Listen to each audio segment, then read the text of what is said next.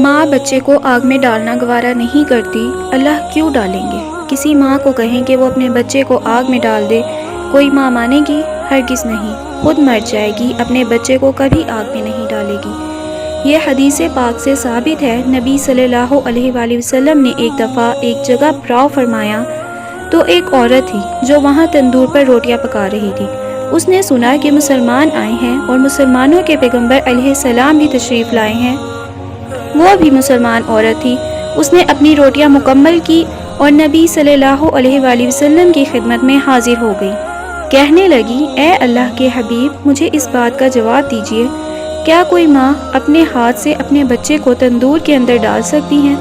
نبی صلی اللہ علیہ وآلہ وسلم نے فرمایا کہ نہیں۔ تو اس نے کہا، پھر یہ کیسے ممکن ہے کہ اللہ تعالیٰ اپنے بندوں کو جہنم کی آگ میں ڈال دیں، جبکہ اللہ تعالیٰ تو ماں سے کئی درجے زیادہ اپنے بندوں سے محبت کرتے ہیں؟ تو نبی صلی اللہ علیہ وآلہ وسلم نے سر جھکا لیا۔ اللہ کے محبوب صلی اللہ علیہ وآلہ وسلم کی آنکھوں میں آنسو آ گئے۔ آپ کافی دیر روتے رہے اور کافی دیر کے بعد فرمایا کہ اللہ تعالیٰ تو کسی کو جہنم میں نہیں ڈالنا چاہتے، بندے اپنے گناہوں کی وجہ سے جہنم میں جائیں گے۔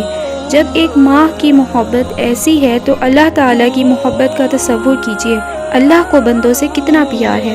بے شک اللہ تعالیٰ اپنے بندوں پر رؤوف اور رحیم ہے۔